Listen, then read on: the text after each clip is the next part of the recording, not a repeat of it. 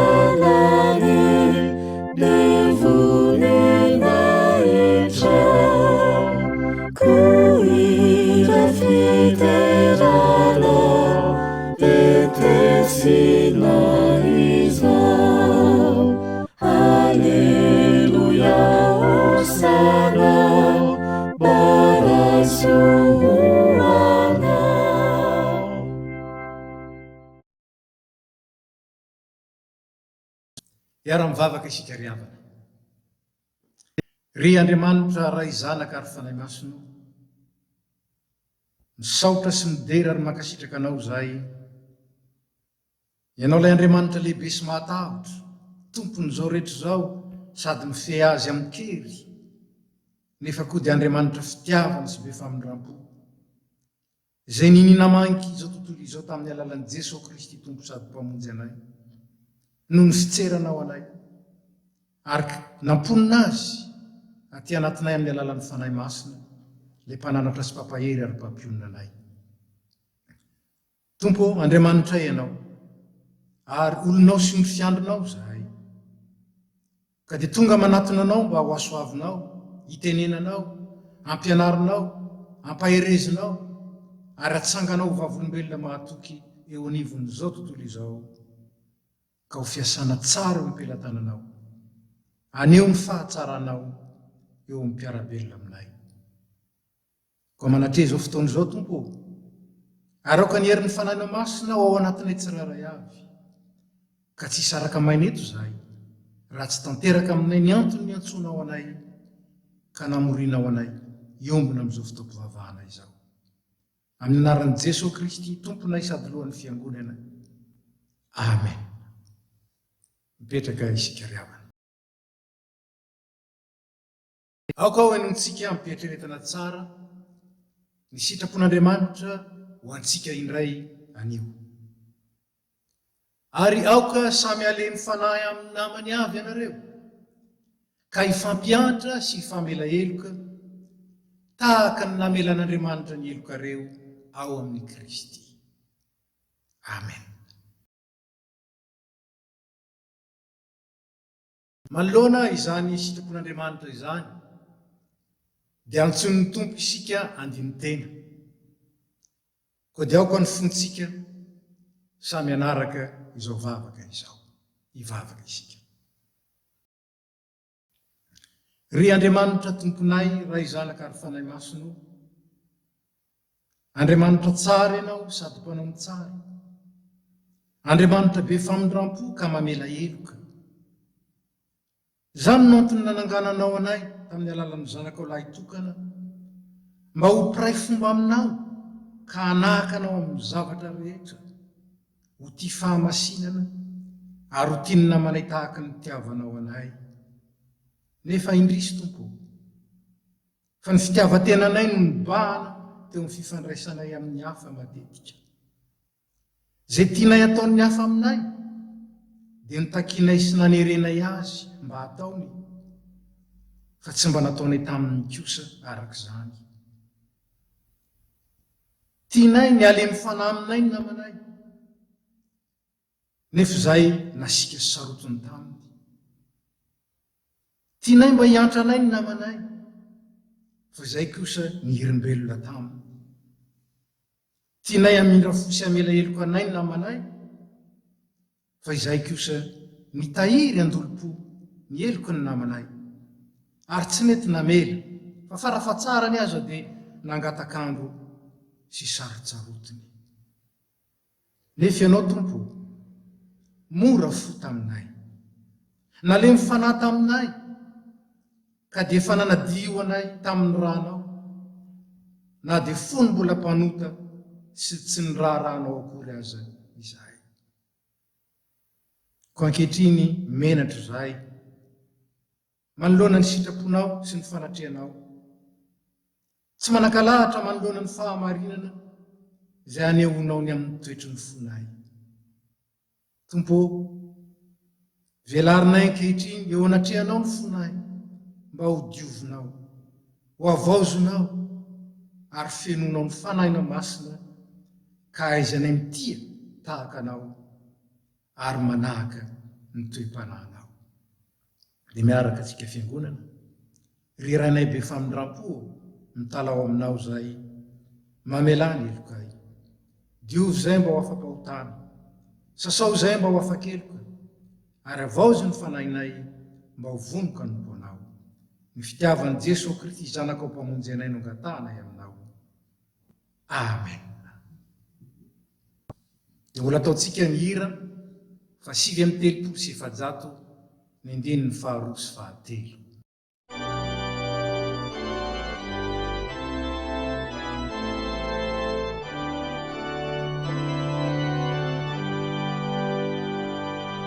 True,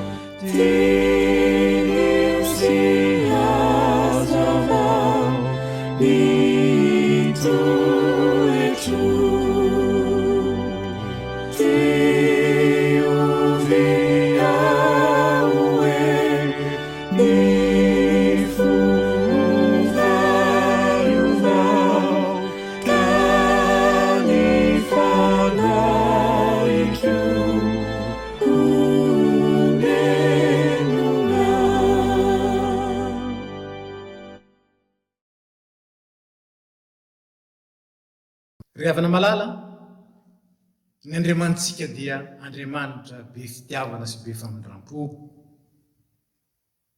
tsy tiany ny ahaverin'ny mpanota fa ny mba hibebahany ka andraisany fanavozam-piainana ko antsika izay mibebaka marina ny aiky ny fahalementsika ka nanatona ny tompo tamin'ny fo mba ho dioviny sy avaoziny dia raisa ny fahatokiana sy fisaorana ny teny anehoany ny tompony fahatsarany tsy miova sy ny anambarany fa efa navelany ny elokao aoka hiara-mitsanganytsika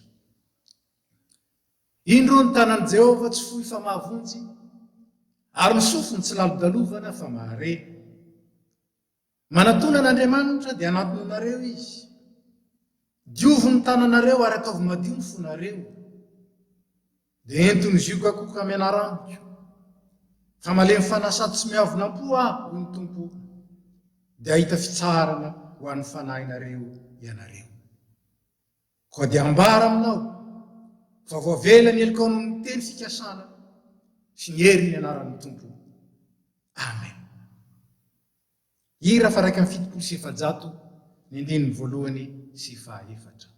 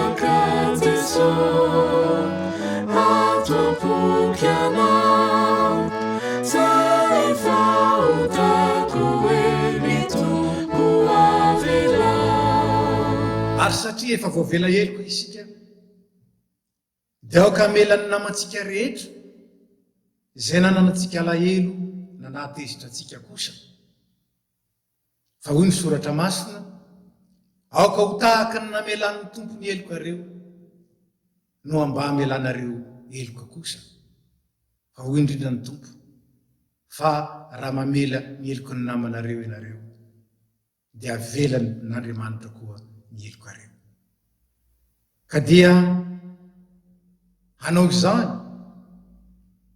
ao amin'ny toerana misy atsika isika ary hanao vavaka mangina foy anambara amin'ny tompo ny famelana ny eloko izay rehetra nananantsika alahelo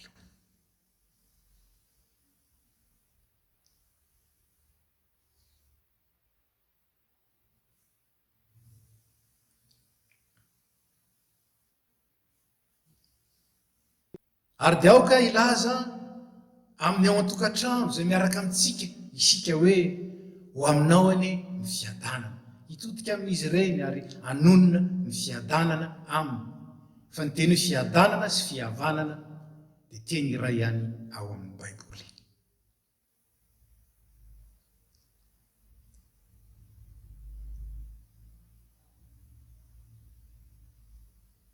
dia mahazo mipetraka isika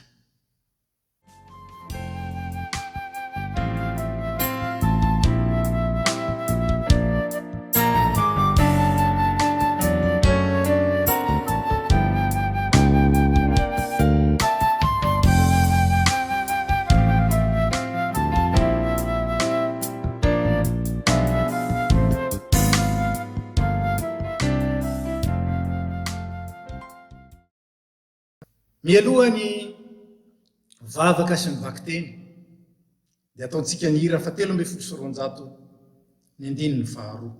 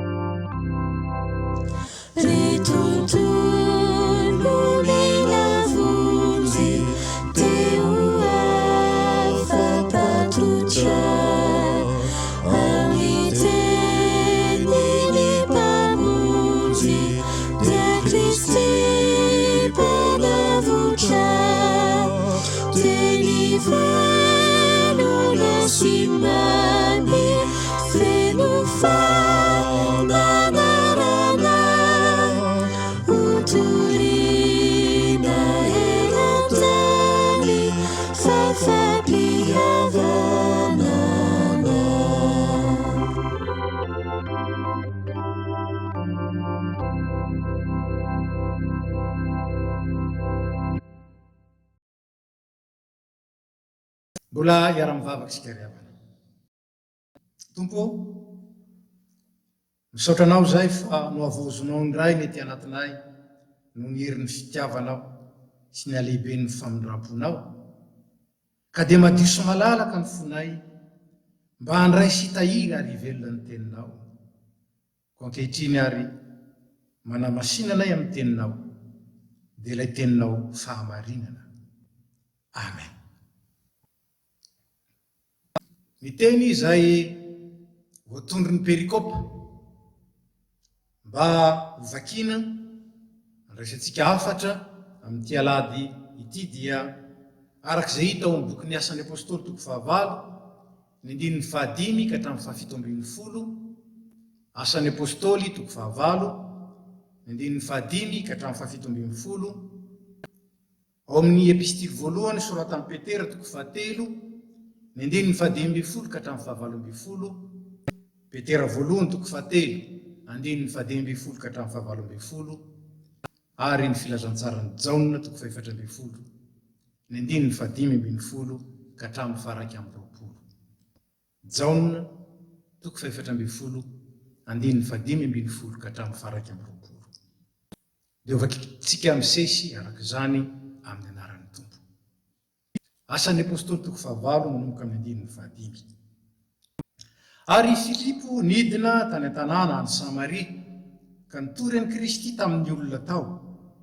Ary ny vahoaka betsaka dia niray hevitra ny haino izay nolazain'i Filipo raha nandre azy sy nahita ny fahagagana nataony. Fa ny fanahy maloto ny antso tamin'ny feo mahery dia nivoaka tamina maro izay nanana azy, ary maro ny marary ny parlisisa sy ny mandringa no nositrano.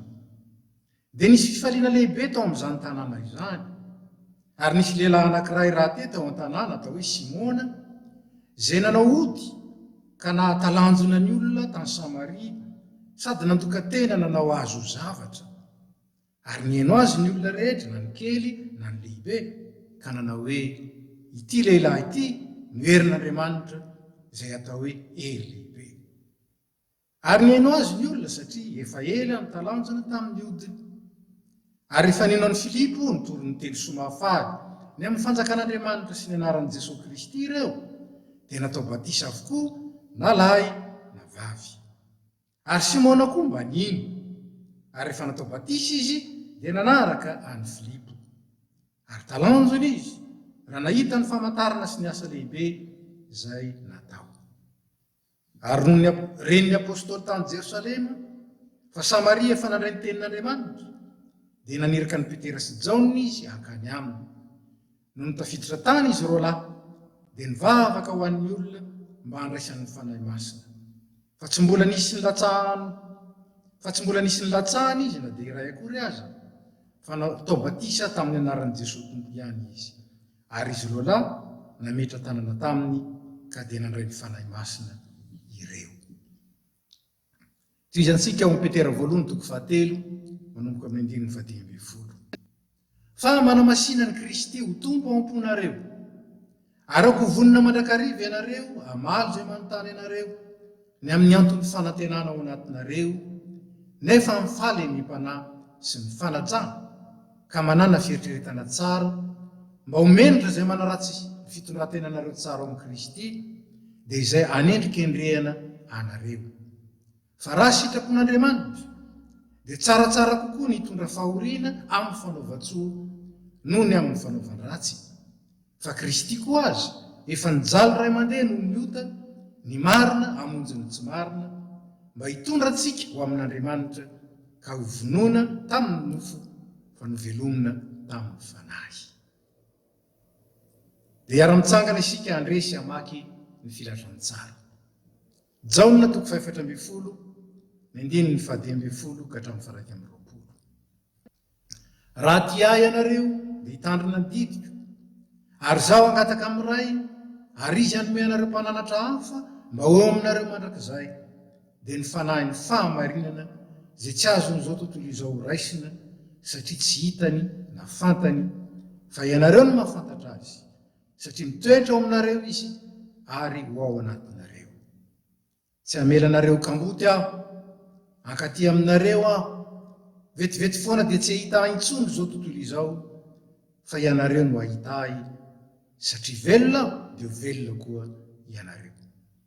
Amin'izany andro zany dia ho fantatrareo fa izaho ao amin'ny raiko ary ianareo atao amiko ary zaho ao aminareo.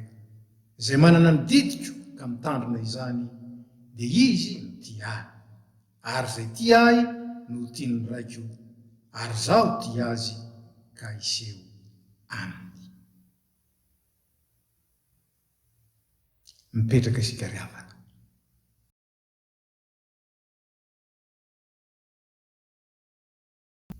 Kristianina miaina amin'ny fahalemem-panahy, mitory ny fanantenana ao amin'ny Kristy. Zany indray no afatra ho tsoantsika avy amin'ireo vakiteny telo izay natolotry ny perikôpantsika androany. Rehefa afaka herinandro roa dia hankalaza amin'ny Pentekosta isika, izay vanim-potoana lehibe ao amin'ny tantaran'ny fiangonana, satria manamarika ny fijoroan'ny fiangonana sy ny fielezan'ny filazantsara manerana izao tontolo izao tamin'ny alalan'ireo vavolombelon'ny Kristy, ilay maty sy nitsangana tamin'ny maty ho antsika. Fa ho indrindra izy fa azo hery ianareo amin'ny latsahan'ny fanahy masina aminareo, ary ho vavolombeloko any Jerosalema sy eran'ny Jodisy sy Samaria ary hatramin'ny faran'ny tany. Asan'ny Apôstôly 2:9. Milaza inona moa zany? Milaza fa ny vavolombelon'ny Kristy na ny fijoroan'ny vavolombelon'ny Kristy dia tsy vokatry ny finiavana avy amin'ny olona tsara sitrapo fotsiny na olona feno hafanampo fotsiny na koa ahorona amin'ny alalan'ny moraly, fa mila ny herin'ny fanahy masina mitoetra sy miasa ka manosika ny olona hitory ny fijoroana ho vavolombelona maro. Zany nambaran'ny asan'ny Apôstôly 2:9 ka hatramin'ny 17 novakiana tamintsika teo. Fa raha dia nisy fifaliana lehibe noho ny fiovam-po nateraky ny fandraisana ny filazantsara, noho ny fahitana ny fahagagana tamin'ny Filipo ary ny fandraisan'ny batisa azy ireto Samaritana ireto, dia tsy mbola tanteraka ny fifaliana satria tsy mbola nandray ny fanahy masina izy ireo. Fa ny hery manosika ijoro ho mino vavolombelona, croyant témoin, dia ny fanahy masina. Ilay fanahy masina izay mampiray antsika amin'ny Kristy, ilay vato fehizoro, araka nambara tamintsika tamin'ny herin'ny androany. Fa vato mangetana sy maniry ampitoerana fotsiny ny mino, ratsy ny fanahy masina mivelona sy miasa ao aminy. Fa raha manana ny fanahy masina kosa izy dia manjary vato velona ka mijoro vavolombelona mahatoky hatramin'ny farany. Zao ary dia arantsika amin'ny alalan'ireto fizarana tsotra telo ireto, ny amin'izany fijoroano vavolombelona zany. Inona ny atao hoe vavolombelona? Faharoa, inona ny toetry ny vavolombelona?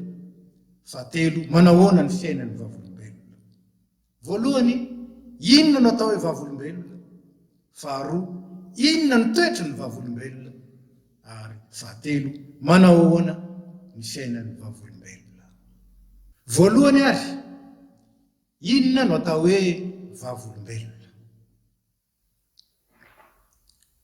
Raha eo amin'ny fiainana andavanandro, ny atao hoe vavolombelona dia olona miteny sy miasa mba ilazany na ampisehoany ny marina momba ny toe-javatra iray na momba ny olona iray.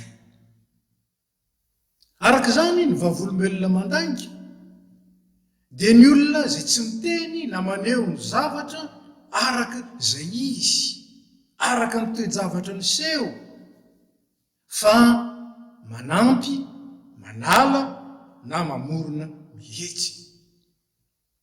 Ary ny vavolombelon'ny olona anankiray dia tsy maintsy olona mahalala tsara azy, anka afaka manambara marina tokoa ny mikasika izany olona izany.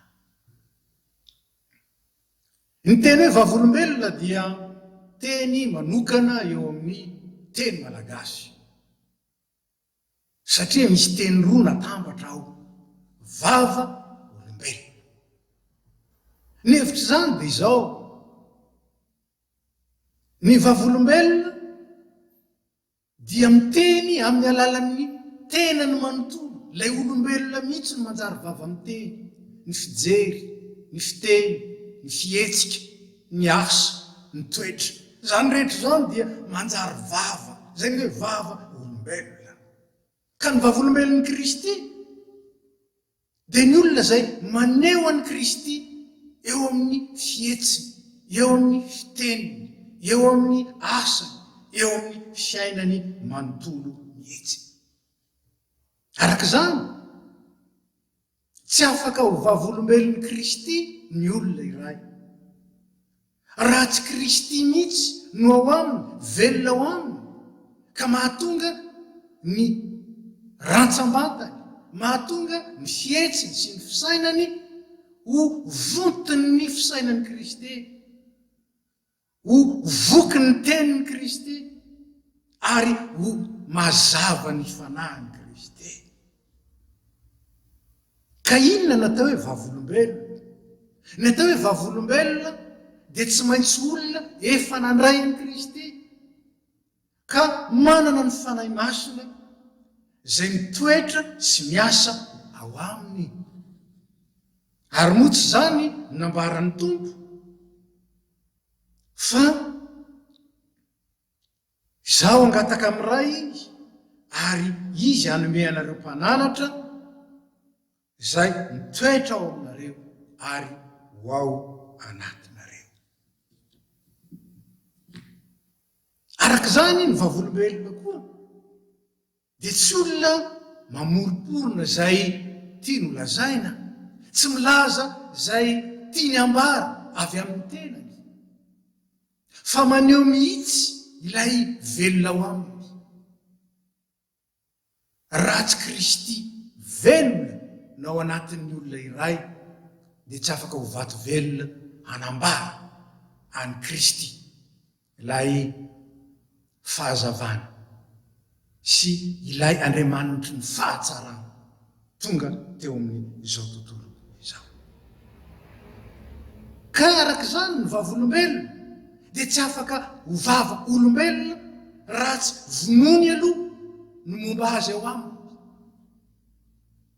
raha tsy maty aloha. Ary izany nambaran'ny Jaona rahateo: izaho tsy maintsy miaina, izy tsy maintsy mitombo. Ary izany nambaran'ny Paoly: vonony momba ny tenanareo ety an-tany, fa efa maty ianareo izy, ary ny fiainanareo miara-miafina ao amin'ny Kristy. Izany fiainana miafina ao amin'ny Kristy, ary indrindraindrindra fiainana isehoany Kristy izany ny fiainan'ny vavolombelona. Ry havana, araka izany tsy afaka ho vavolombelona isika raha tsy Kristy mihitsy ny velona ao anatintsika. Ary izany nahatonga ny Paoly hiteny: tsy izaho intsony ny velona, fa Kristy ny velona ato anatiko, ka mahatonga aho ho tena vavolombelona. ary zany ny fanontaniana, tena vavolombelona ve izaho sy anao? Tena vavolombelona marina sa sanatrin'izany vavolombelona mandainga? Matetika isika kristianina dia mahay tokoa iteny ary andeha hitory any Kristy. Ny teny malagasy koa dia manan-karena, hanika ny teny hoe mitory dia manana hevitra roa izay mifanipaka, nefa dia natao hampieritreritry antsika indrindra zay mahazo ny teny malagasy. Ny teny hoe mitory dia misy heviny roa.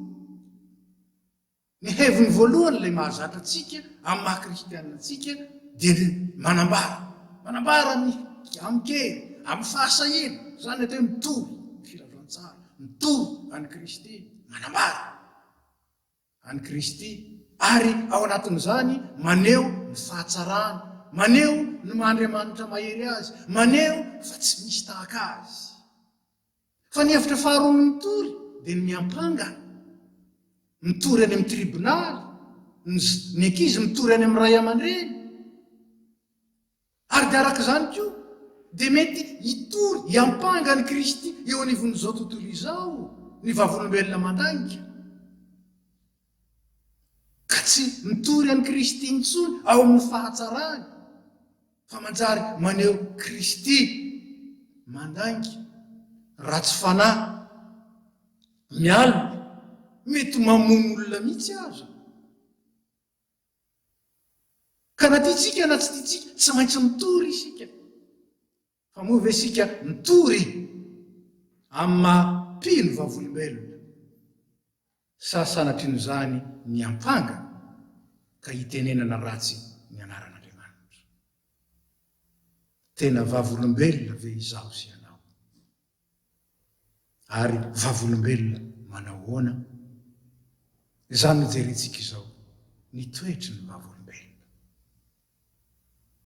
Ny faharoa zany dia ny hoe inona ny toetry ny vavolombelona?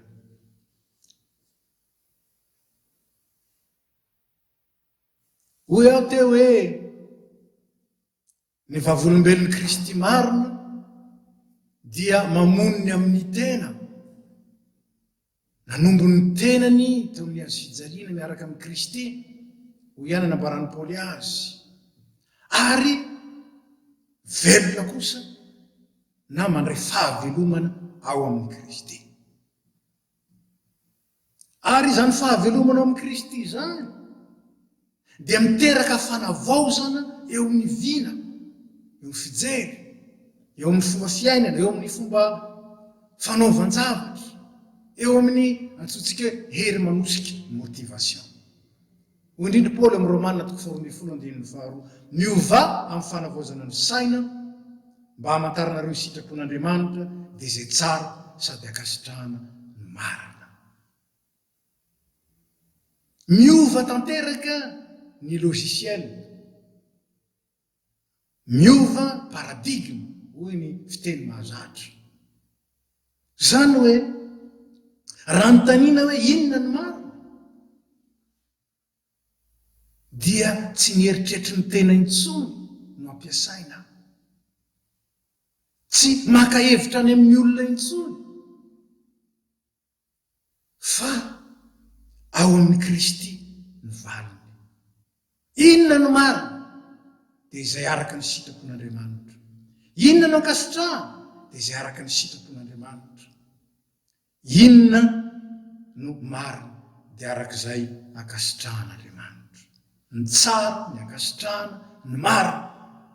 Ireo système de valeur ireo dia miorina ao amin'ny fikatsana ny fanjakan'Andriamanitra sy ny fahamarinany. Arak'izany ny vavolombelona dia olona mitefy an'Andriamanitra, ny volavolaina, ny amboarina, hanika ambarany Paoly, asany isika ny Paoly.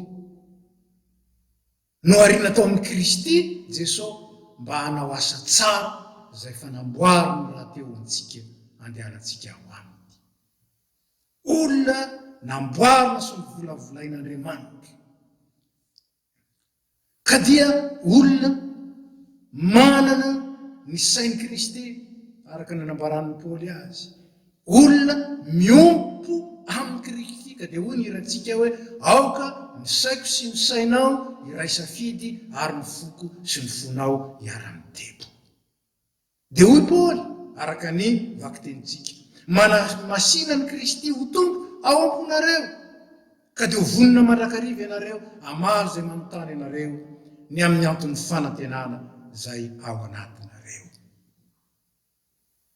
Olona manana ny sain'i Kristy. Ary zany ny toetry ny vavolombelona manahaka ny Kristy, maka ny toetry ny Kristy ary maneho mampiseho ny fomba n'Andriamanitra, ny toetra n'Andriamanitra, ny fahazavan'Andriamanitra, ny fahamarinan'Andriamanitra eo amin'ny fiainany. Dia hoy indrindra Paoly aoka hanahaka an'Andriamanitra ianareo tahaka ny zanaka malala. Dia hoy ihany Paoly hoe aoka hanahaka ahy ianareo tahaka ny anahafako an'i Kristy. Ka ny vavolombelon'ny Kristy izay mampiseho marina any Kristy amin'ny maha izy azy. Dia olona manana firaisana aminy ary olona manahaka azy. Olona notefena mba hitovy endrika aminy. Araka izany ry havana, ny toetry ny vavolombelona dia tsorina amin'ny hoe ny toetry ny vavolombelona dia ny toetra ny Kristy. Manahoana ny toetrantsika? Toetra manahoana no hitan'ny olona, no hitan'izao tontolo izao ao amintsika? Raha ny toetrantsika ihany dia vavolombelon'ny tenantsika isika. Fa nantsoina vavolombelon'ny Kristy isika aneho ny fahatsarahan'Andriamanitra amin'ny toetra, amin'ny teny ary amin'ny asa. Izay ny jirantsika amin'ny fizarana fahatelo izao. Fahatelo, manahoana ny fiainan'ny vavolombelona. Ny fiainan'ny vavolombelona ry havana dia fiainana izay hafa noho ny an'izao tontolo izao. Tsy vavolombelona izao tontolo izao isika,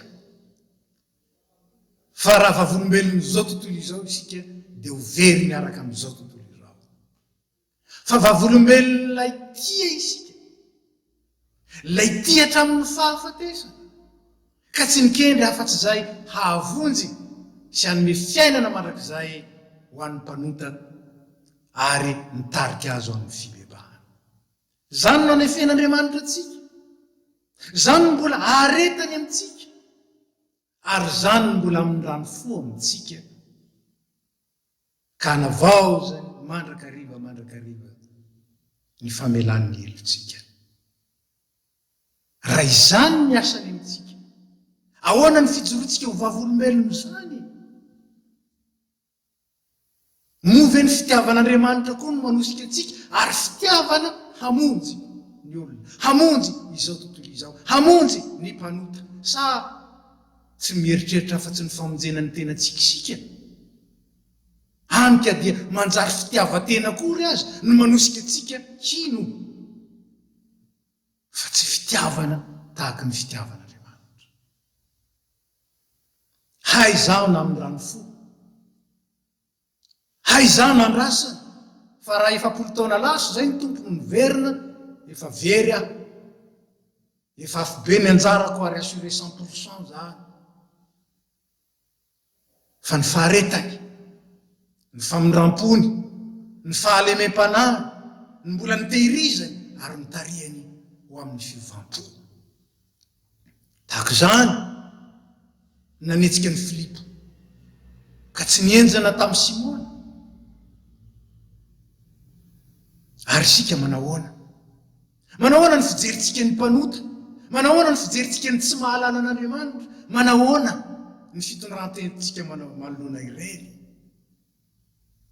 Move tena mitory ny faharimpon'Andriamanitra, ny fahalemem-panan'Andriamanitra, sa kosa mitsara, mialolo fotoana ary maka ny toeran'Andriamanitra ho mpitsara. Zavatra mahagaga indrindra ao amin'ny filazantsara ary nambabo olona maro dia ny fampianaran'i Kristy hoe tiava ny fahavalonao ary mivavao an'izay manentsika anao. Ary toy izan'ny apôstôly aza ka ambarany hoe raha nona izy omeo haniny, raha mangeta ety izy omeo sotroiny. Fa hoy ny Tompo, fa raha zay tianareo ihany no tianareo, inona moa soa tokony ho azonareo fa na dia ny mpanota aza mba tia zay tia azy. Ka vavolombelony izy tsika, vavolombelony mpanota sa vavolombelon'ilay tia ny mpanota hovonjena dia Jesosy Kristy izany. Ry havana, zany fiainana sy fijorona vavolombelon'ny fitiavan'Andriamanitra zany dia tsy haintsika amin'izao ary tsy vitantsika avy hatrany, fa mila mandroso isika, mila mianatra isika, mila mitombo isika, kanefa ao anatin'izany misy fanantenana velona. Ary anankiroa zany fanantenana izany. Ny voalohany, mialoha lalana antsika Kristy, ary miantoka ny fitomboantsika ka nametraka antsika ho fiangonana mba hianatra, hanovy fahalalana, mba hitombo ao anatin'ny fanetretena sy ao anatin'ny fanolorantena anompo. Ka ny fanantenana velona dia izany, tsy mitaky aminao sady, tsara aminao sady, ny amin'ny fahalebiazanao na ny amin'ny fahafanao miaina feno zany fitiavana zany Andriamanitra, fa mbola miasa isan'andro mamolavola hitombonao amin'ny fitiavany. Ahoana nefa ny azahoana mandroso amin'izany? Ry havana, tsy misy afa-tsy roa, ny tenin'Andriamanitra sy ny herin'ny fanahy masina. Tahaka izany ny olombelona mandeha izao, mandeha eo amin'ny tany, ary tahaka izany sika eo amin'izao tontolo izao. Raha ny tongotra avy fotsiny tsy afaka mamindra, fa ny tongotra avy sy ny havanana ary mifandimby ireo. Andeha ataontsika hoe ny tongotra avia dia ny vavaka ary ny tongotra havanana dia ny tenin'Andriamanitra. Ireo ny vavaka sy ny tenin'Andriamanitra. Ka alao sary an-tsainange olona anankiray miezaka andeha araka ny tokony ho izy normalement isika, ka tongotra avy fotsiny dia mivavaka fa tsy mandroso amin'ny fahalalana ny tenin'Andriamanitra. Ho tafitohany zany olo zany, tsy tonga lavitra zany olo zany. Ary saintsainange olona anankiray mandeha amin'ny tongotra vanana fotsiny ihany, ka vontony tenin'Andriamanitra, saingy tsy ampy fiambenana, mora reraka izany olo zany. Fa isan'andro isika dia tezain'Andriamanitra amin'ny alalan'ny teniny mba hitombo amin'ny fahalalana tsara ny fitiavan'Andriamanitra, hitombo amin'ny toetran'Andriamanitra. Ary isan'andro isika dia asian'Andriamanitra mioka eo anatrehany, mivavaka, mitokana, monsieur confiné ao amin'ny manginginao amin'ny efitranonao, ny Tompo ao mametraka ao amin'ny Tompo ny ady ary indrindra manovo hery ao amin'ny Tompo, mba azahoantsika manana ny toetrany. Tsy mora ange zany hoe raha nitevatevaina tsy nanevateve, raha nijaly tsy nandraone, haintsika tsy ho haintsika zany. Ahoana ny nanantsika ny fahalemem-panahy, kanefa misy tokony ny Tompo ao anatin'izany. Dia tahaka ny Tompo nanolotra ny ady no ampitsara marina, ny Tompo dia tsy taredretra fa ho avy izy, ary tsarovy tsara fa tsy ny famalina ny fahavalo no fanomezana tsara indrindra loharano mpifaliana omeny ho an'ny vavolombelona, tsy ny famelezana ny fahavalo, fa inona ny fiovam-pon'ny fahavalo. Zany ny fanantenana lehibe, ka dia tsy foana tsy akory ny fikelezanareo aina ao amin'ny Tompo, ho ihany ny apôstôly Paoly. Manana zany fanantenana zany ve ianao? Fa ny olona izay nivavaka ho ahy, 10 taona lasa zay nahita izany, raha mbola tao anatin'ny ditra, tao anatin'ny lalao, tao anatin'ny fahavarianana, ary ataoko fa tsy zarery ny tao anatin'izany. Fanantenana velona. Fa tsy misy fifaliana lehibe tahaka izao any an-danitra dia ny amin'ny mpanota iray zay voavela heloka. Miombona amin'izany ve zaho sy ianao? manana faharetanany amin'izany ve zasy ianao no ve mitory ny fahalemem-panahy mampabo ho an'ireo zay mafo izaho sy ianao zay natsangana vavolombelona. Inona ny fanantenana faharoa? Ny fanantenana faharoa dia izay indrindra tsy mitompo ihany ny tonga miaro antsika fa indrindra koa ampitondra an'Andriamanitra vokatra eo amin'izay ijorontsika ho vavolombelona marina isika. Ilay fanahy masina napetrak'Andriamanitra ao amintsika, ilay antsoina parakleto, dia natao hiaro, natao hisolo vava, natao hampahery, natao hampijoro. Ary zany ny fanantenana velona ao anatintsika. Fa na dia levona aza ny nofoko sy ny foko, dia mbola vatolampy ny foko Andriamanitra. Zany lazany mpanao salamo azy. Ko antsika ry havana, izay vavolombelon'i Kristy, fanantenana velona ao antsika, ny ananatsika ny fanahy masina izay manova antsika, manamboatra sy manefa antsika, mampahery antsika, ka mahatonga antsika afaka hijoro, ary indrindra mampitondra vokatra tsara ho antsika, dia fandresena. Ary tsy misy fandresena tsara noho izao amin'ny fanjakan'Andriamanitra dia ny amin'ny mpanota babo ny fitiavan'Andriamanitra, ka miova fo manaiky anaraka azy. Ho amin'izany eny ny fijoroko sy fijoronao ho vavolombelon'i Kristy.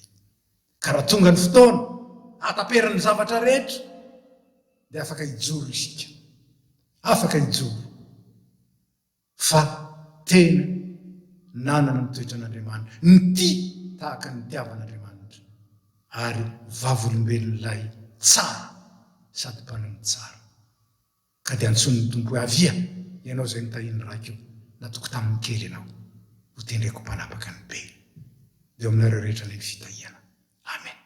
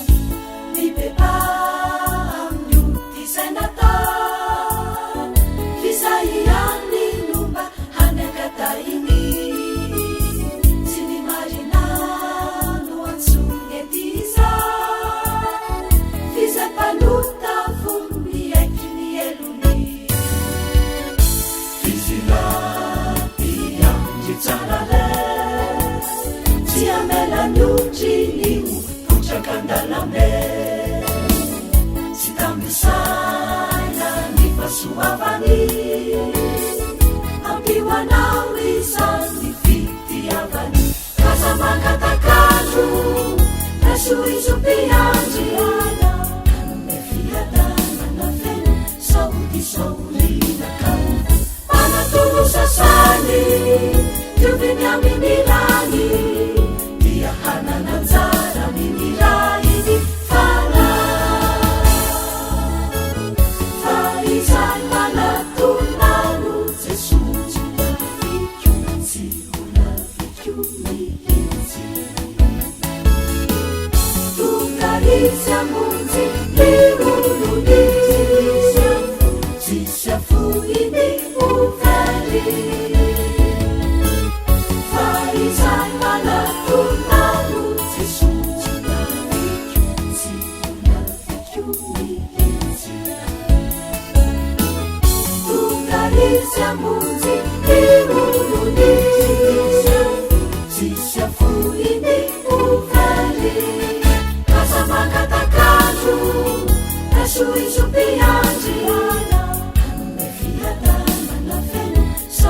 saorinaka manatolo sasany dioviny amin'ilany dia hanananjara minirainy fana kaza makatakazo rasoizopiandry anome fiadanana feno saody saorinaka manatolo sasany dioviny amin'ilany dia hanananjara minirainy fana dia hanananjara minirainy fana dia hanananjara minirainy fana.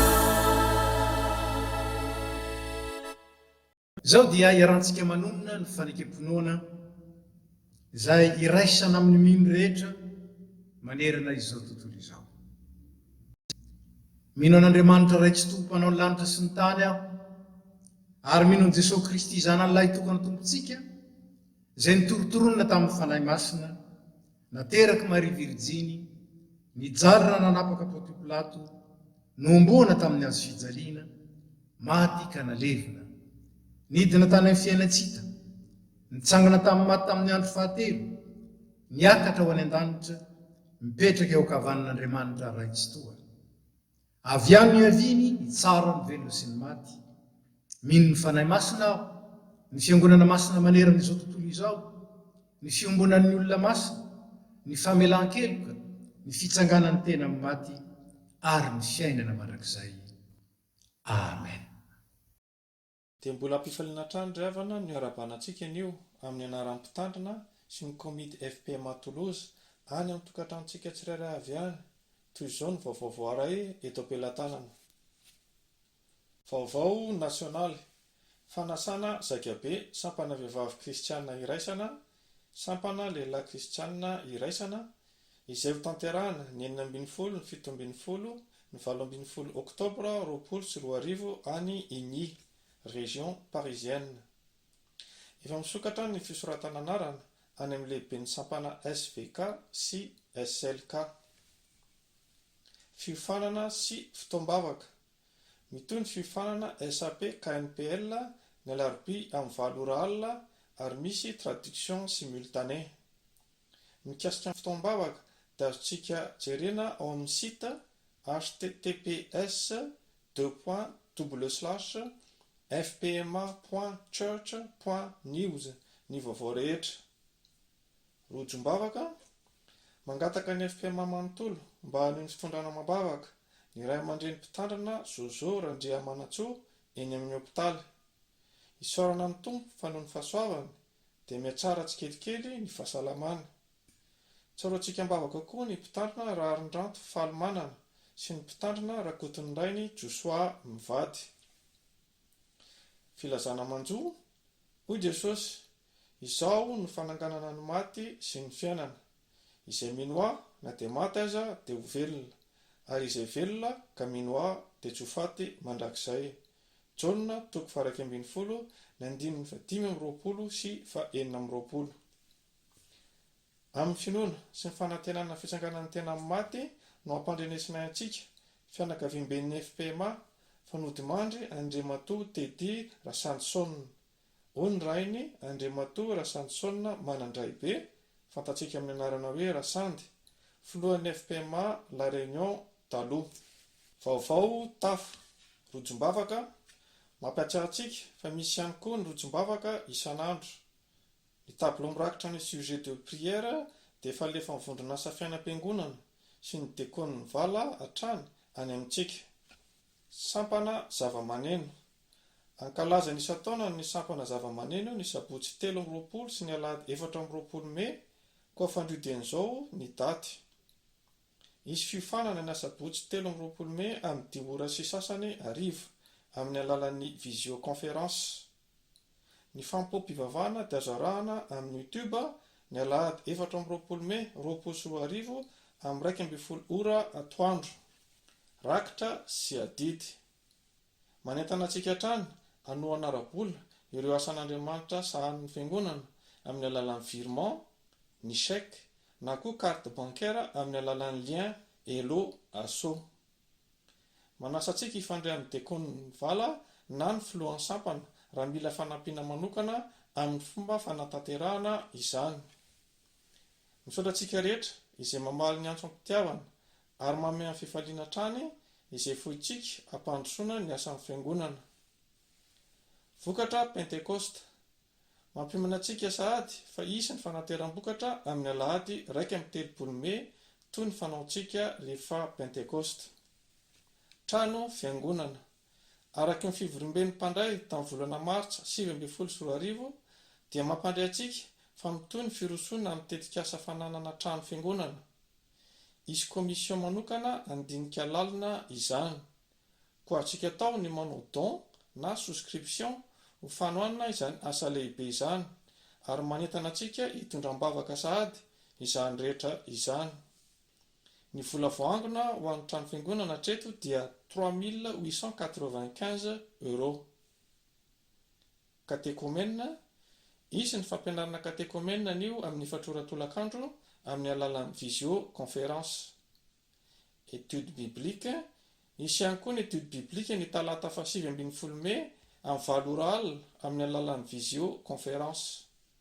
Ny voninahitra ho an'Andriamanitra irery ihany.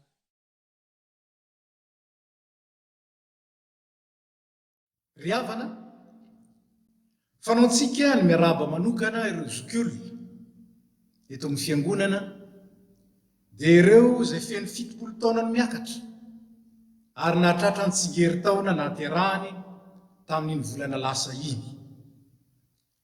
Tsy afaka nanao izany moa isika tamin'ny voalohan'ny volana teo noho ny fitaopovavahana ny arahana tamin'ny faritany Atsimandrefana.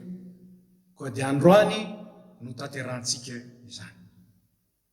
Koa miisa 4 ireo zokiolona izay teraka ny volana Aprily, ka dia mba mangataka anareo hitsangana rehefa voantso ny anaranareo na ny tokantrano any azy ianareo dia mba mitsangana satria manakambara aminareo manokana ny fiangonana. Dia reto zany zokiolona zany raha matoa isany: Andrea Mampianina Lala, Rasolo Malala Aimé, Ratsimia Pierrette ary Rafalimanana Ratiaray. Dia faly izay zanakareo, zandrinareo, miarabanareo 4 amin'ny rahavavy nahatratra ny tsingery-taona nahaterahanareo indray tamin'ny volana lasiny noho ny fahasoavan'ny tompo. Indraminay ny teny ao amin'ny Isaia 4:7 izay manao hoe: mienoa ianareo izay nibabena hatrany amin'ny kibo sy nentina hatrany am-boka, na dia mandra-pahatotrareo aza dia tsy miova hoy ny tompo, ary mandra-pahafotsy volinareo dia izaho ihany ny sahirana mitondra anareo. Izaho no nanao ka izaho ihany no hitrotro, eny izaho no hitondra sy hanafaka. Zany teny fampanantenana lehibe nampitondraina ny mpaminany Isaia ho an'ny vahoaka Israely teo amin'ny fotoan-tsarotra izay nilalovany. Zany no entina koa miarahaba indrindrandrindra anareo sy mampahery anareo ao anatin'ny fiovaovanjavatra izao tontolo izao. Jereo ohatra fa raha ny tany mahantra no tena lasibatry ny areti-mandringana sy ny aretina maro samihafa izay mahafaty olona betsaka satria tsy manana fitaovana na arena mety miady sy miavitra amin'izany izy ireny. Ny coronavirus kosa dia mandripaka olona nitsy manerana izao tontolo izao, fa indrindra amin'ireo tany manan-karena sy manan-katao. Ka dia very hevitra ny manam-pahaizana ary azo lazaina fa tanam-polo ny manam-bola. Ohatra ny atsombadiky ny Covid-19 ny rasa, ny voalohany lasa farany ary ny farany lasa voalohany. Ary zany nambarany hirantsika ao amin'ny 3:700 ao amin'ny firana, miovaova izao rehetra izao, ry tsy miova o momba anay. Fa ilay inontsika sy nametrahana ny fiainantsika hatrany am-boka dia tsy miova, omaly sy anio ary mandraka zay. Tahaka ny nitondrany antsika tamin'ny fotoana ny fahazazana, tamin'ny fahatanorana, hatramin'ny fotoam-pahalehibiazana sy fahatanjahana, dia tahaka izany ihany no mbola hitondrany antsika amin'izao andron'ny fahaterana izao. Hoy ny mpanao salamo araka ny salamo 2:20, 4:4 sy 5:10 manao hoe: mbola manorobona ihany izy na dia efa antitra aza, dofodofotra sy maitso izy, mba hanambara fa mahitsy Jehova vatolampy izay tsy misy tsiky. Zany nampaherezana ianareo, mbola ho tehirizin'ny tompo ao anaty fahatanjana sy fahasalamana ny ianareo, indrindra ny fonareo sy ny sainareo ary ny fanahinareo, ka dia hanome voninahitra an'Andriamanitra sy ilaza amin'ny taranaka ny hatsaran'ilay tiantsika ary nanafaka antsika avy tamin'ny mbaiza ho amin'ny fahazavany mahagaga. Dia maniry indrindra anareo mba hahatratra ny ela ary androtsahan'ny tompo ny fiadanany mandrakariva. Dia ara-mivavaka isika. Ry Andriamanitra tomponay io, Andriamanitra mahatoky ary mitahiry sy miazona anay ao amin'ny fanekena mandrakizay izay tsy miova. Derainay, ankalazainay ary kisaoranay ianao noho ny fandaranao endry sy ny fahasoavana lehibe arotsaka ao tsy tapaka. Isaoranay ianao no niaren'ny fitiavanao amin'ny Jesosy Kristy Tompo sady mpamonjy anay. Misaotra ny amin'ny reto mpanomponao reto, ary mangataka indrindra izay mba ho azononao amin'ny fahatokinanao mandrakariva izy, ka hisikitra amin'ny fivavahana sy ny fanarananao, ary dia ho tanteranao aminy ny teny fikasana ny amin'izay rehetra matoky anao. Dia amasiny mba ho tanteraka eo anatrehanao, ka arovo ny fanahany sy ny ainy ary ny tenany ho tanteraka ka tsy hanatsiny amin'ny fiavian'i Jesosy Kristy tomponay. Dia tanterao ny faniriana sy ny fikasana tsara rehetra ny lokan'ny fony tompo, ary tononony eo anatrehanao amin'ny alalan'ny vavaka. Dia ankalazaina isanandro isanandro noho ny fitahianao azy ireo ane ny anaran-tsoanao ao amin'ny Jesosy Kristy. Amen.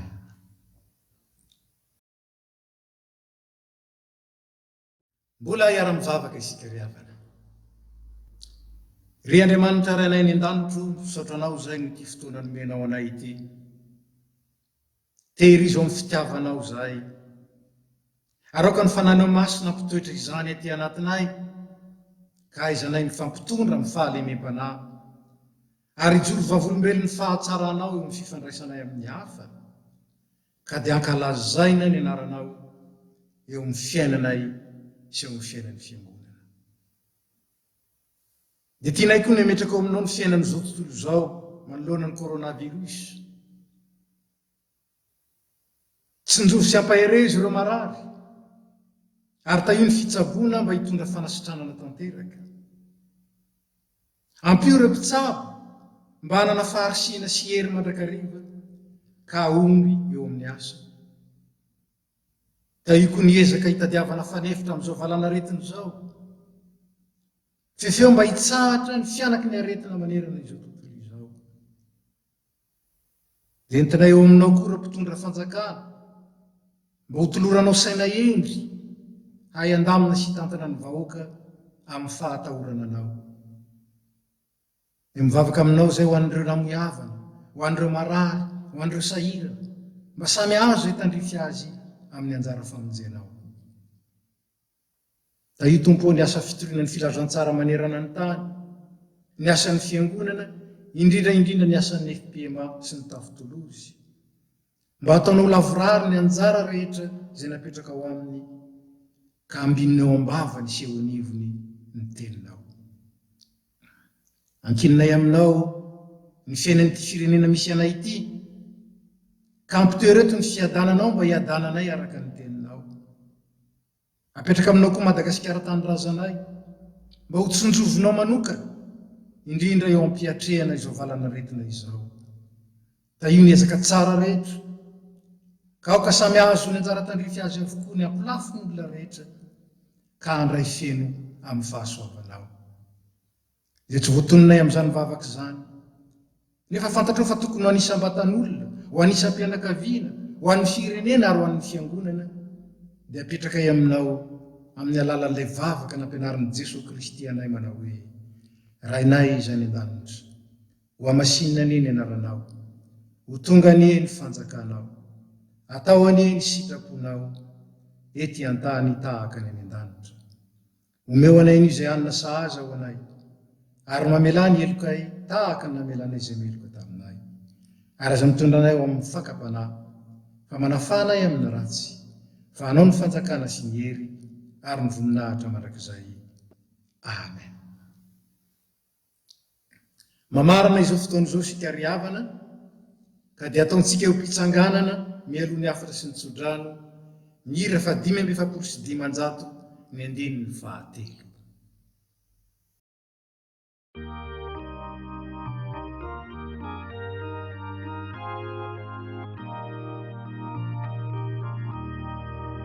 Ny fiangonanao akory fanao io tenira, ka tsy zaraizary intsony fa ianao mampira, dia ho fanasiana fanilo ho any izao tontolo izao, ijoro tsy anjanakilo hita fitoetra vaovao.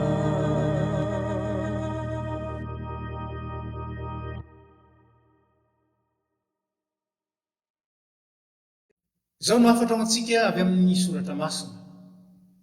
Aoka ny tenin'i Kristy toetra betsaka ao aminareo amin'ny fahendrena rehetra, dia mifampianara ka mifananara amin'ny salamo sy ny firana ary ny tongon-kiram-panahy, mihira amin'ny fahasoavana ao am-ponareo ho an'Andriamanitra.